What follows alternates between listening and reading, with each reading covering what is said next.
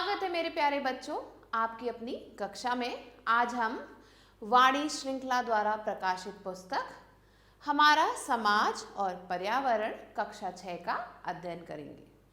आज हम पढ़ेंगे पाठ 20 सामाजिक विविधता एवं भेदभाव, सोशल डाइवर्सिटी एंड डिस्क्रिमिनेशन।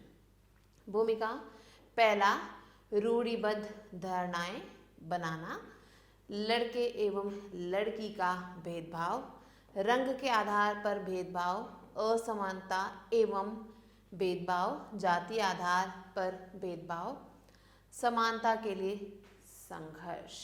आप विविधता के विषय में जान चुके हैं जो हमारे जीवन तथा देश के विविध क्षेत्रों में पाई जाती है।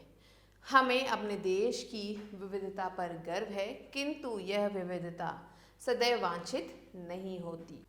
कई बार ऐसा होता है जब हम विचित्र तथा अपरिचित वस्तुओं या अपने इर्द गिर्द रहने वाले लोगों के आचरण को पसंद नहीं करते।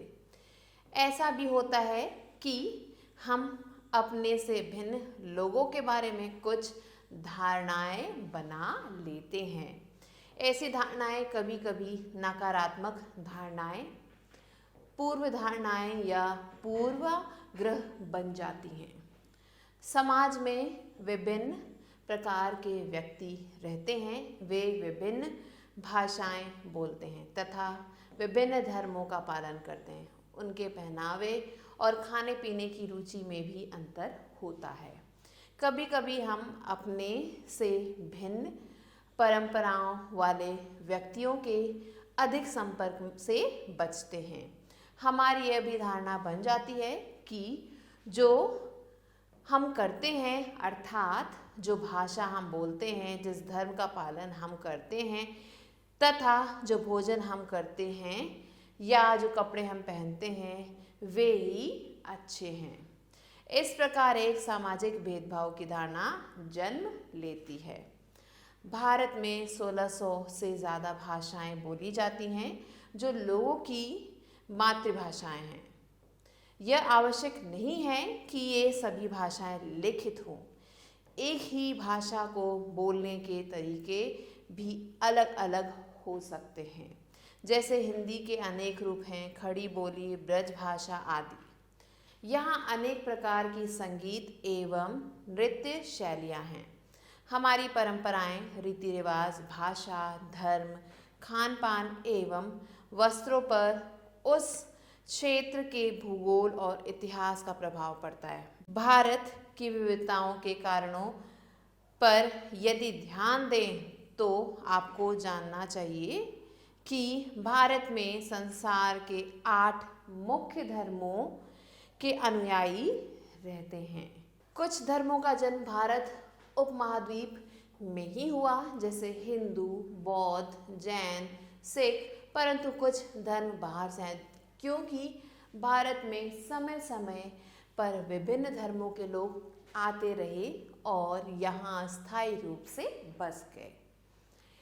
इस विविधता के कारण संकुचित दृष्टिकोण रखने वाले व्यक्तियों में अपने से भिन्न रीति रिवाज एवं परंपराओं वाले व्यक्तियों के प्रति एक अरुचिकर भावना बन जाती है। लोगों में अपने से अलग दिखने वाले व्यक्तियों के प्रति भी अलग धारणा बन जाती है और वे उनकी अनावश्यक आलोचना करने लगते हैं। इसी भावना को पूर्वाग्रह कहते हैं। पूर्वाग्रह शहरों और ग्रामीण इलाकों में रहने वाले लोगों के व्यवसायों, रहने के ढंग आदि में अंतर होते हैं। साधारणतः यह सोचा जाता है कि ग्रामीण सीधे सादे, मेहनती, निष्कपट एवं एक दूसरे की सहायता करने वाले, परंतु अंधविश्वासी, पिछड़े हुए एवं अज्ञानी होते हैं, जबकि शहरी लोग चतुर, चालाक, कम शारीरिक श्रम करने वाले तथा स्वार्थी होते हैं। इस प्रकार जब हम किसी के बारे में इस प्रकार के विचार बना लेते हैं तो उसे पूर्वाग्रह कहा जाता है। अक्सर ये पूर्वाग्रह वास्तविकता से दूर होते हैं ऐसा नहीं है कि सभी ग्रामीण अथवा शहरी इस प्रकार के होते हैं। इस पूर्वाग्रह के कारण कभी कभी हमारी सोच नकारात्मक हो जाती है। इस प्रकार के पूर्वाग्रहों से बचना चाहिए। पहला शीर्षक है रूढ़िबद्ध धारणाएं बनाना। जब हम लोगों को किसी विशेष देश, धर्म, लिंग के होने के कारण कंजूस, अपराधी या मूर्ख ठहराते हैं तो उसे रूढ़िबद्ध धारणा कहते हैं। ऐसा वास्तव में उनके बारे में एक पक्की धारणा बना लेने के कारण होता है, परंतु वास्तविकता यह है कि प्रत्येक देश, धर्म, लिंग आदि में हमें कंजूस, अपराधी एवं मूर्ख मिलेंगे। सिर्फ इसलिए कुछ लोग उस समूह में वैसे हैं। पूरे समूह के बारे में ऐसी धारणा बनाना उचित नहीं है। हम उस व्यक्ति के गुण और क्षमताएं नहीं देखते जो दूसरों से अलग हैं। अगला शीर्षक है लड़के एवं लड़की का भेदभाव। भारतीय समाज प्राचीन समय से ही पुरुष प्रधान रहा है, इसलिए यहाँ लड़के व लड़की के बीच भेदभाव आम बात है। आपने अपने परिवार या आस पड़ोस में यह देखा या महसूस किया होगा कि शिक्षा के मामले में लड़कों की अपेक्षा लड़कियों पर कम ध्यान दिया जाता है। शहरी क्षेत्र में इस प्रकार भेदभाव काफ़ी कम हो गया है, लेकिन भारत के कई ग्रामीण और पिछड़े क्षेत्रों में लड़कियों को वह स्थान नहीं मिल पाया है जो उन्हें मिलना चाहिए था। देश में लड़के व लड़कियों के बीच के भेदभाव को घटते हुए लिंगानुपात से भी समझा जा सकता है। अगला शीर्षक है रंग के आधार पर भेदभाव। भेदभाव का एक आधार रंग भी हो सकता है। अंग्रेजों के समय में यह रंग भेद की नीति प्रबल थी। भारतीयों के काला होने के कारण अंग्रेज गोरे लोग उनसे नफरत करते थे। दक्षिणी अफ्रीका में गांधी जी को प्रथम दर्जे के रेल के डिब्बे में रंग भेद, नस्ल भेद के कारण प्रवेश करने नहीं दिया गया था।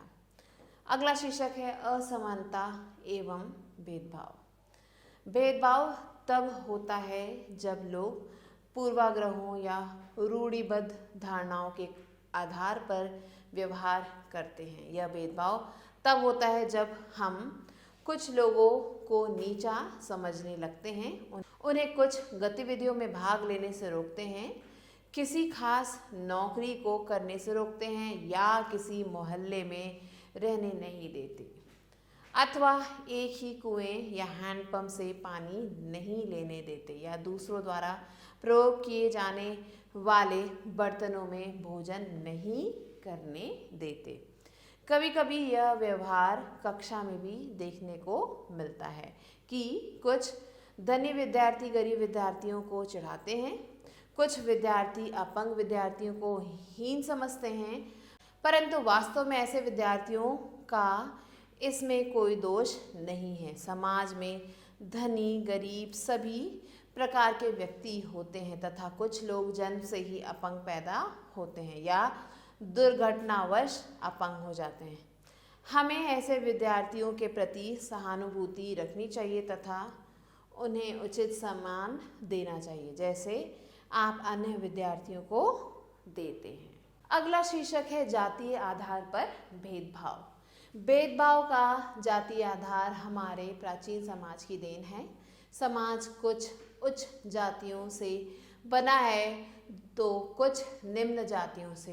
इन जातियों की उच्चता और निम्नता का आधार इनका काम होता है। कचरा उठाना, मछली पकड़ना, बढ़ईगिरी, कपड़े धोना, मजदूरी करना, बर्तन धोना आदि कुछ ऐसे कार्य हैं जिनको करने वाले निम्न जातियों के कहलाते हैं। समाज में ऐसी जातियों को दलित कहा जाता है। दलित का अर्थ है दबाया या कुचला हुआ। अतीत में ऐसे लोगों के साथ समाज में अभद्र व्यवहार होता था। उन्हें एक ही कुएं का पानी पीने की मनाही थी। मंदिरों में प्रवेश वर्जित था। घरों के अंदर जाना मना था।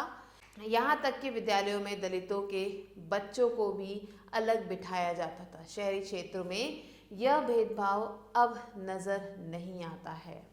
जाति पर आधारित सामाजिक व्यवस्था सिर्फ भारत में ही है। महात्मा गांधी, डॉक्टर अंबेडकर, पेरियार, राधास्वामी नायकर और ज्योतिबा फूले जैसे महान लोगों ने जातिगत भेदभाव से मुक्त समाज बनाने के लिए कई महत्वपूर्ण कार्य किए। वर्तमान समय में शहरों के साथ गांव में भी जातिगत भेदभाव में स्पष्ट कमी दिखाई पड़ती है। जातिगत भेदभाव में कमी आने के निम्नलिखित कारण हैं। पहला है, दलित जातियों को शासन और प्रशासन में आरक्षण प्रदान किया गया, जिससे इनके आर्थिक स्तर में काफ़ी बदलाव आया है।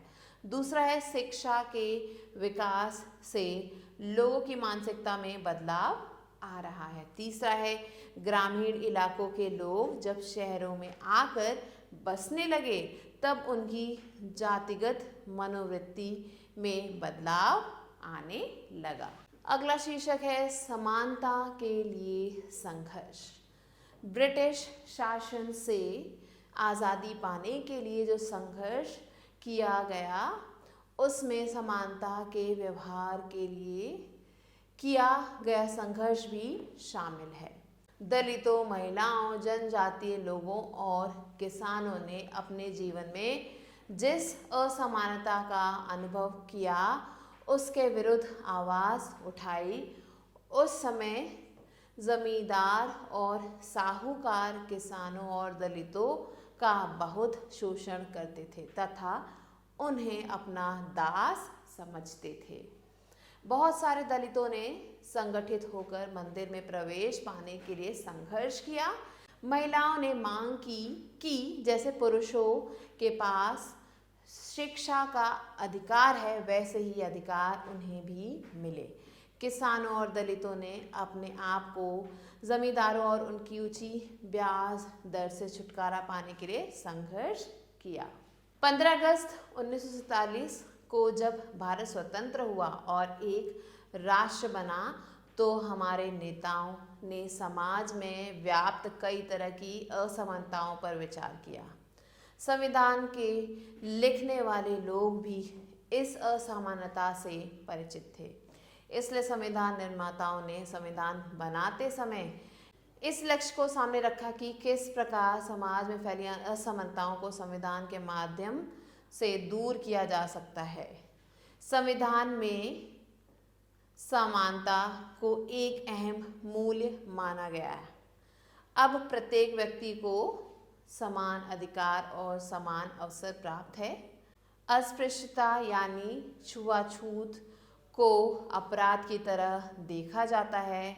यह कानूनी अपराध माना जाता है। लोग किसी भी व्यवसाय को अपना सकते हैं, कोई भी नौकरी कर सकते हैं। संविधान में यह भी व्यवस्था की गई है कि गरीबों और मुख्य धारा से अलग थलग पड़ गए समुदायों को इस समानता के अधिकार के फायदे दिलवाने के लिए विशेष कदम उठाए जाएं। संविधान में विविधता का सम्मान करते हुए यह भी प्रावधान है कि सभी लोगों को अपने अपने धर्म का पालन करने, अपने त्योहार मनाने, अपनी भाषा बोलने, अपने विचारों को खुले रूप से अभिव्यक्त करने की स्वतंत्रता है। उन्होंने जोर देकर कहा कि सरकार सभी धर्मों को समान समझेगी, इसलिए भारत एक धर्मनिरपेक्ष राज्य है। इन सभी प्रावधानों के बावजूद हम देखते हैं कि समाज में असमानता अब भी विद्यमान है। लोगों की धर्म के आधार पर, संप्रदाय के आधार पर वैमनस्य की भावना पूर्णतया समाप्त नहीं हुई है। हमारे प्रजातंत्र की सफलता इसी में है कि हम सब मिलकर इस सामाजिक भेदभाव को समाप्त करने का प्रयास करें। अब हम पढ़ेंगे याद रखने योग्य बातें। भारत को विविधता में एकता वाला देश कहा जाता है। भारत में अनेक धर्मों के लोग रहते हैं, अनेक भाषाएं बोली जाती हैं तथा लोगों के पहनावे एवं खान पान में भी अंतर है। विभिन्न क्षेत्रों से आए लोग भारत में रहने वाले लोगों के संपर्क में आए, जिससे हमारी संस्कृति एक मिश्रित संस्कृति बन गई। इन विविधताओं के होते हुए भी सभी भारतीयों ने स्वतंत्रता संग्राम में एकजुट होकर भाग लिया। जवाहरलाल नेहरू ने अपनी पुस्तक भारत की खोज में विविधता को पहचाना है और प्रोत्साहित किया है। भारत के संविधान में धर्मनिरपेक्षता की नीति को अपनाया गया है। तो ये था आपका पाठ। आशा है आप सभी को पाठ अच्छे से समझ में आ गया होगा। अब दिया गया अभ्यास कार्य आप स्वयं करेंगे। फिर मिलते हैं नए पाठ के साथ। तब तक के लिए आभार।